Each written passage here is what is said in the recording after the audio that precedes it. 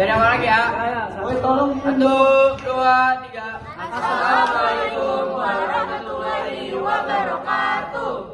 Kami dari Kelompok 8. Got me jumping like. Sebelum itu kami akan memperkenalkan diri kami masing-masing. Dari saya Joshua Leonardo. Nama saya Ahmad Fana. Saya Steven Amos Baranata Gulu.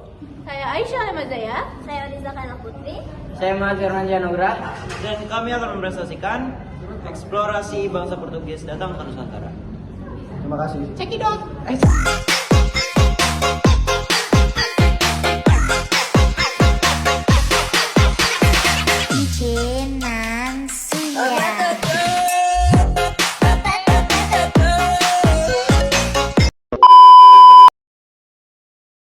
Yang pertama adalah perjanjian Tordesillas pada tahun 1494, yaitu pada konsep kausalitas ataupun sebab akibat.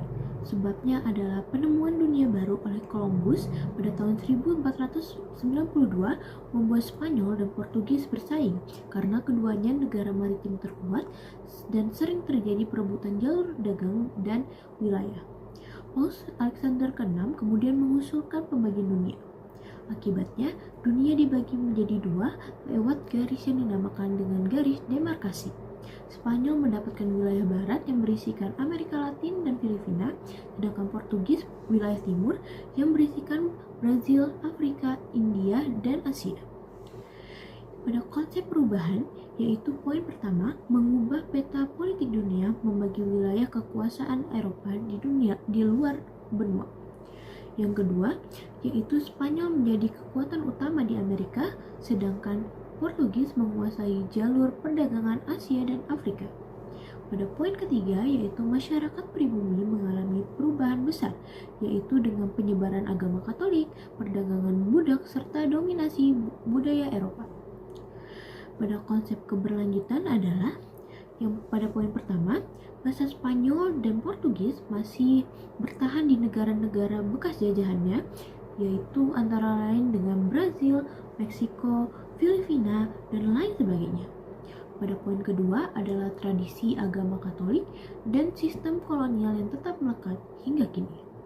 Dan pada poin ketiga adalah menjadi dasar kolonialisme modern dan berlanjut hingga era-era abad ke-18 sampai 19.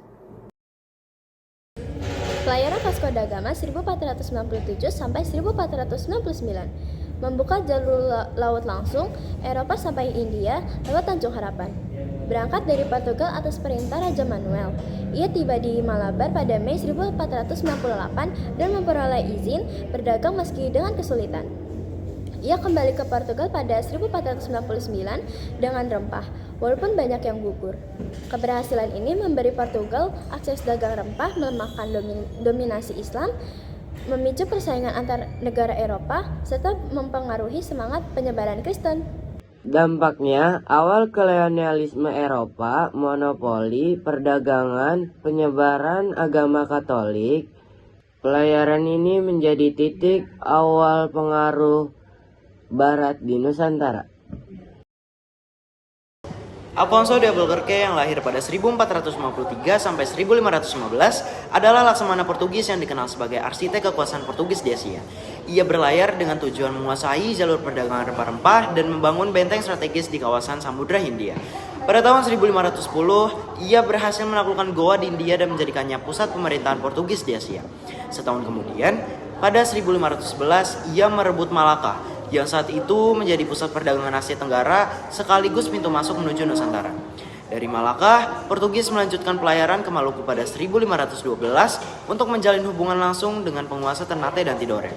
Albuquerque juga sempat menaklukkan Ormuz di Teluk Persia pada 1515, walaupun usahanya menguasai Aden di Laut Merah gagal. Albuquerque memberikan dampak besar karena membuka jalur langsung Portugis ke Indonesia, memungkinkan mereka memonopoli perdagangan rempah-rempah sekaligus menandai awal hadirnya bangsa Eropa di Nusantara.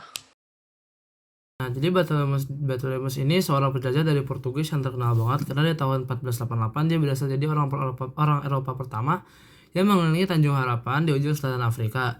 Kenapa sih penting? Karena penemuan ini tuh ngebuka jalur laut baru menuju Asia, khususnya buat perdagangan rempah-rempah. Meskipun dia sendiri nggak pernah sampai ke Nusantara, tapi penemuannya bikin Portugis bisa lanjut ke India, Malaka, sampai akhirnya ke Maluku.